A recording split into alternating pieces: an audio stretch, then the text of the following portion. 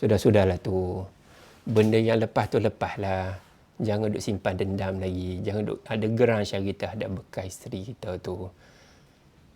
Berbaik semulalah kalau boleh. Kalau tidak dengan bekas isteri tu pun, paling penting, paling kena ambil tahu adalah kontak balik, ambil tahu tentang kisah anak-anak kita tu sendiri. Especially yang ada anak perempuan. Okay? Jaga hubungan tu dengan baik-baik supaya rezeki kita sendiri bertambah. Walaupun kita dah bercerai, walaupun dah tak ada apa-apa hubungan, let's say tak boleh nak buat kawan pun dengan si isteri tu, bekas isteri tu, tapi buat baik terhadap anak-anak tu. Sebab punca rezekinya berada di situ, dan paling penting di antara terpenting adalah tanggungjawab kita sebagai seorang lelaki terhadap anak, tak kisah lelaki ataupun perempuan. Lagi-lagi bila ada anak lelaki. Saya cakap pasal benda ni hari ni dan juga video-video lepas tu, saya bukannya pakar motivasi.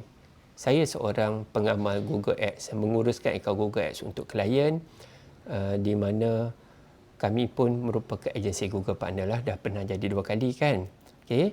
Dan saya lihatlah di sini daripada pengalaman hidup sendirilah. Saya sendiri sebenarnya menikahi 1 dapat 2. Bahasa mudahnya, saya menikahi janda anak 2 lah. Di mana masa berkahwin tu, yang sulung umur 6 tahun, yang si bongsu umur 3 tahun, dua-dua perempuan. Dan Alhamdulillah, tahun ini tahun yang ke-16 dah usia perkahwinan kami, di mana yang sulung pun dah 24 tahun, baru bekerja dalam 2-3 bulan.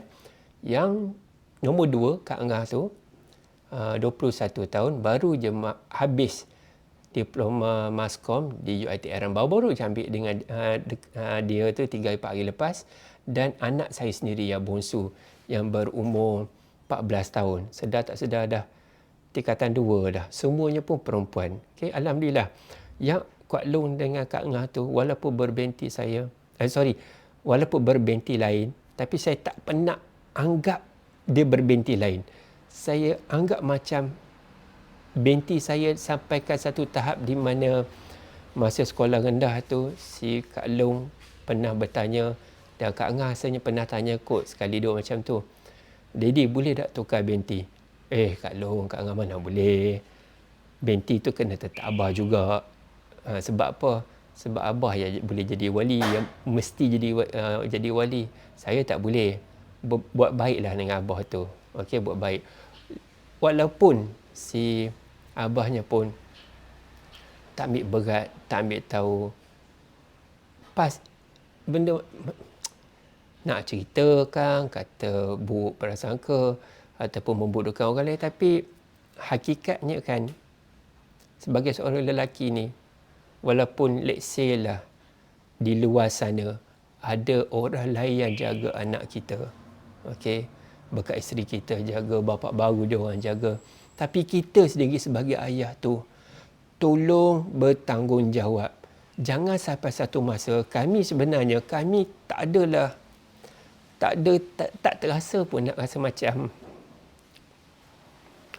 nak melabur benci dan tak suka pada bapa dia orang. Saya tak nak macam tu. Kami tak suka. Dan benda tu pun memang tak boleh pun, buat apa kita nak menanam rasa benci kan. Tapi asbab tindakan kita sendiri sebagai orang lelaki, kalau tak ambil tahu pasal anak, jangan salahkan anak kalau anak tu tak pedulikan you all. Sebab apa? Sebab kita sendiri yang tak menjalankan tanggungjawab tu. Sorry to say, saya kalau benda-benda macam ni, saya tak boleh. Saya rasa segan. Saya rasa malu. Lagi-lagi kalau ada di luar sana kes tu, lelaki yang selalu ambil kesempatan terhadap seorang perempuan, lagi-lagi yang bergelar isteri. Kalau tak bergelar isteri sekalipun, dah jadi bekas isteri sekalipun, masih ambil kesempatan untuk buat tidak peduli, ambil hal kebajikan tentang anak-anak sendiri. Tolonglah, jagalah anak-anak anda tu, supaya sampai satu hari nanti, saya tak nak, wahai lelaki sekalian yang pernah jadi suami terhadap yang anak-anak yang tak pedulikan anak-anak sebelum ni, Janganlah sampai satu masa nanti bila nyawa tu di kerongkongan, bila nyawa tu dah di punjung, waktu tu kalau anak-anak tak jenguk, jangan salahkan anak-anak. Tolonglah, jangan salah anak-anak. Sebab benda ni, kita sendiri yang buat benda tu. Kita sendiri yang mulakan benda tu. Sebab satu je. Sebab ego punya pasal.